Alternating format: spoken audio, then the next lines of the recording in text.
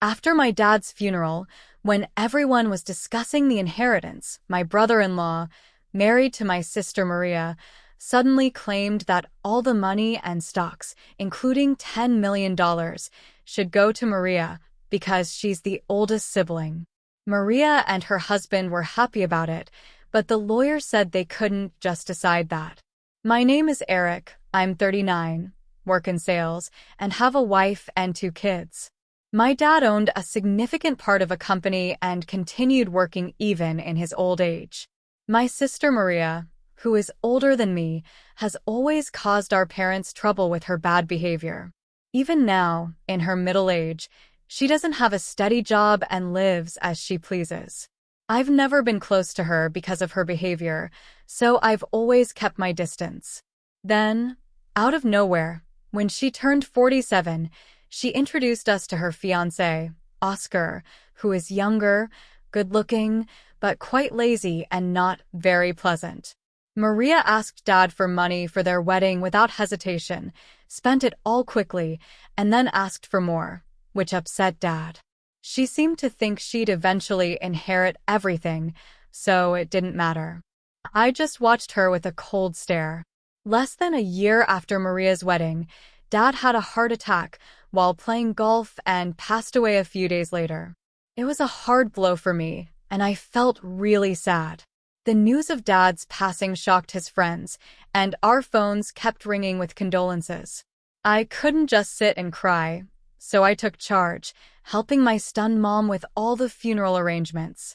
As usual, Maria was nowhere to be found, likely doing her own thing.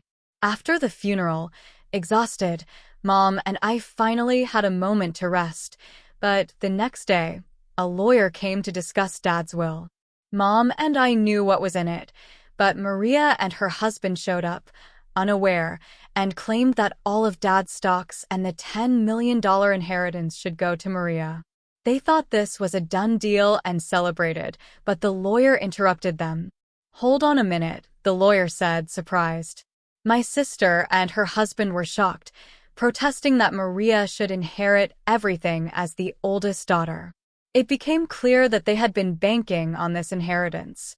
The lawyer then dropped a bombshell, explaining that Maria wasn't entitled to the inheritance because she wasn't Dad's biological child. Maria's face turned pale, and she looked at our mother, who wore a complex expression. While I had always known that Maria was a half-sibling, it seemed she had been unaware. Maria began shaking our mom, almost frantic, asking, "Mom, what does this mean?" "Maria, you're from my previous marriage," our mother muttered, shaken by my sister's grip. My sister, who had often teased me about being the favorite child, now wore a stunned expression. "But I should still have inheritance rights since I was legally adopted," my brother-in-law interjected, his voice rising. "Isn't that so, Maria?" "Yes, that's what I thought," my sister replied.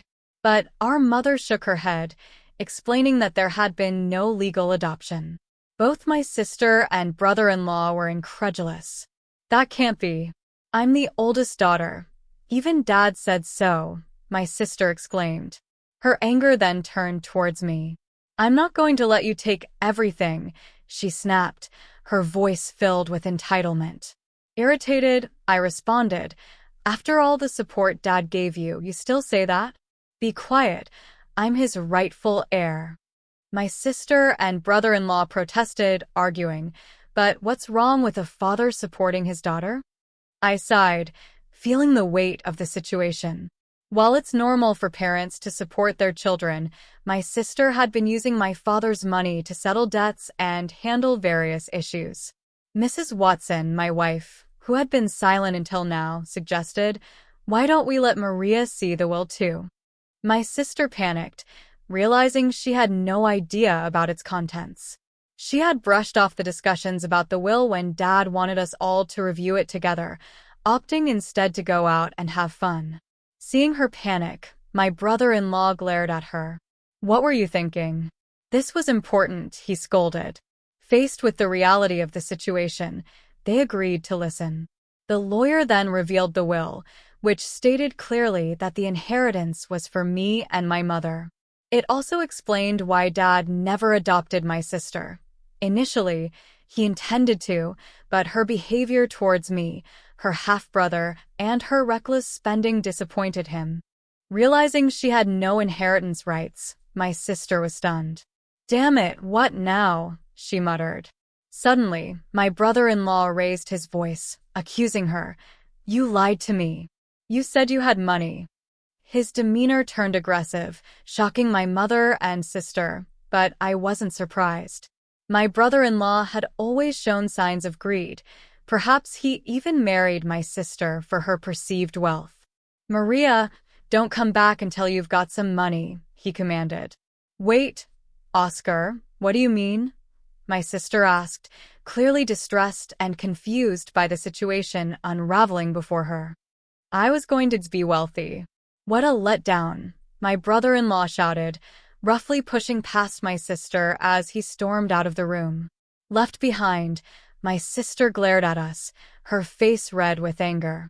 She cried out to our flustered mother, "Mom, why didn't you have me adopted? It's not fair that only you get the inheritance. I should have gotten something too, but you didn't handle it right. This is awful, Mom." She sobbed, making a scene. I was taken aback by her outburst, but the lawyer seemed unfazed, perhaps accustomed to such drama. "Why does he get everything?" my sister demanded, pointing at me. "Because I'm Dad's son," I responded. Her eyes filled with rage as she lunged at me, shouting, "It would have been better if you were never born." I thought to myself that even if I hadn't existed, Dad would likely have made the same decision given my sister's character. Before I could say anything, the lawyer calmly intervened. "Maria, if you continue like this, it could involve the police." My sister flinched, possibly recalling her past shoplifting incidents. "Maria," our mother called out, tears in her eyes. 6 months passed, and the inheritance proceedings went smoothly without any issues.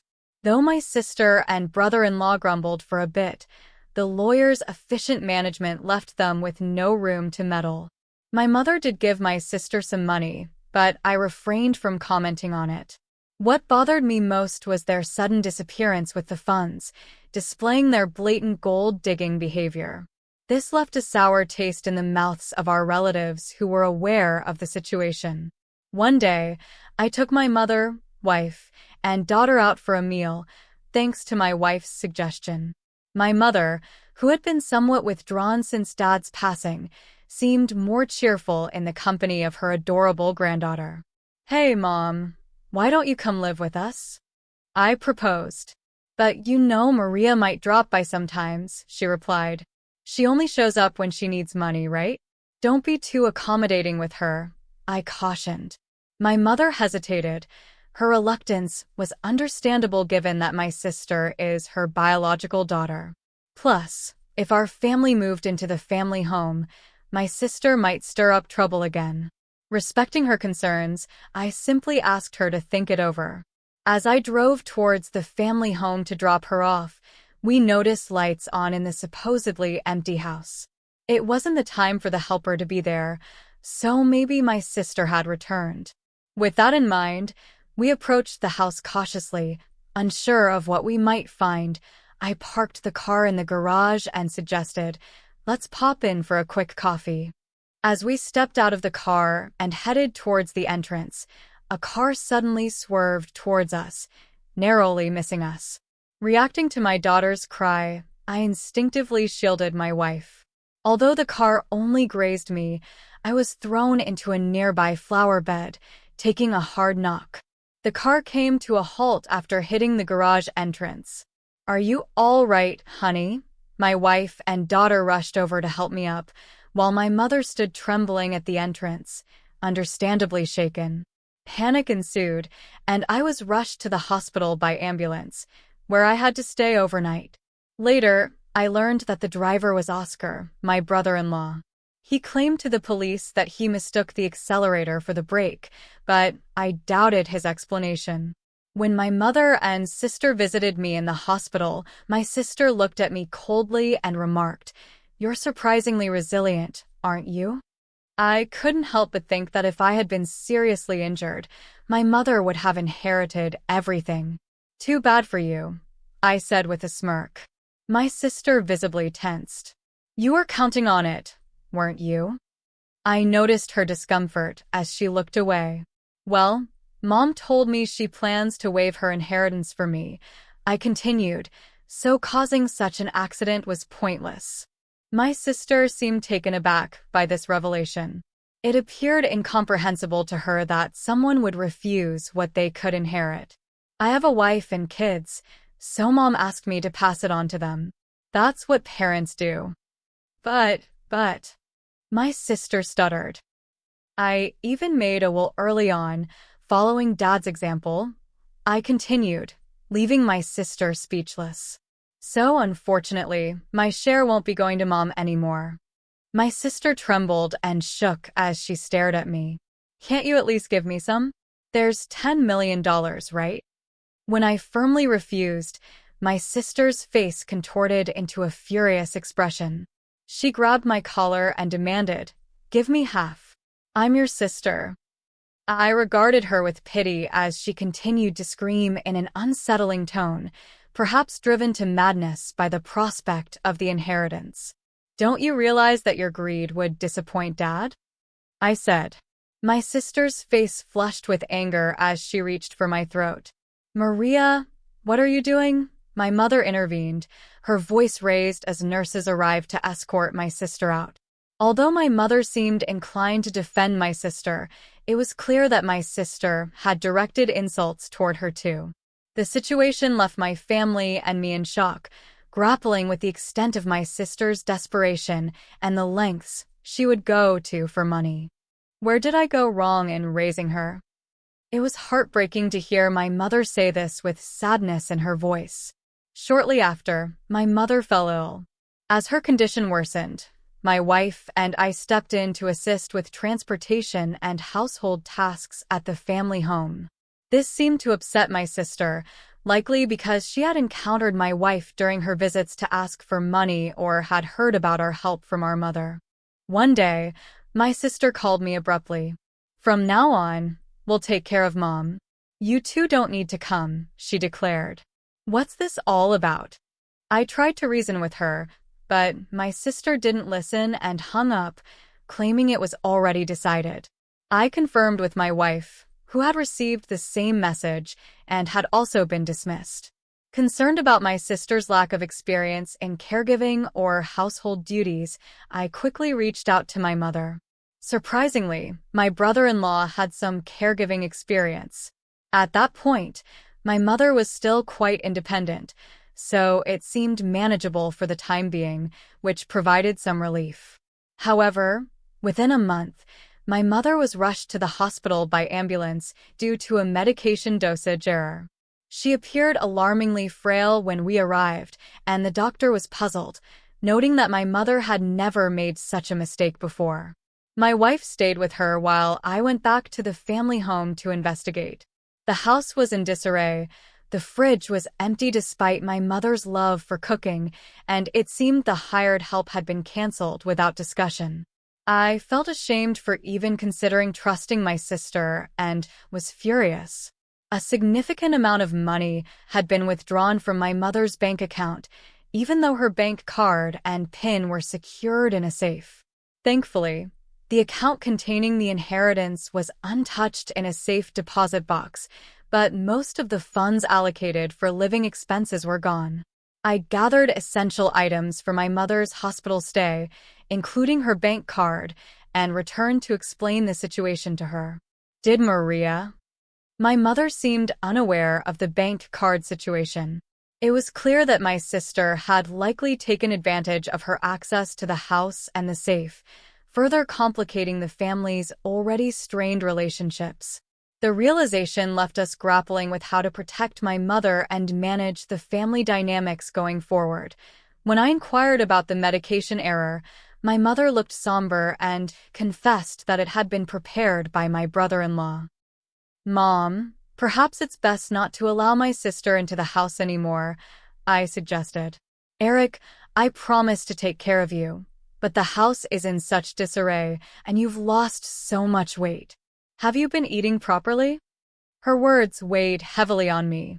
Mom, you should come live with us. I'll build a home where we can all be together, I proposed, causing my mother to break down in tears. Despite the doctor's efforts, her health continued to deteriorate. Perhaps the incident with my sister had weakened her heart. She never recovered and eventually passed away, almost as if following my father. Upon returning to the family home to make funeral arrangements, I discovered that all the valuables had vanished. It appeared my sister and brother-in-law had taken them in their desperate pursuit of money.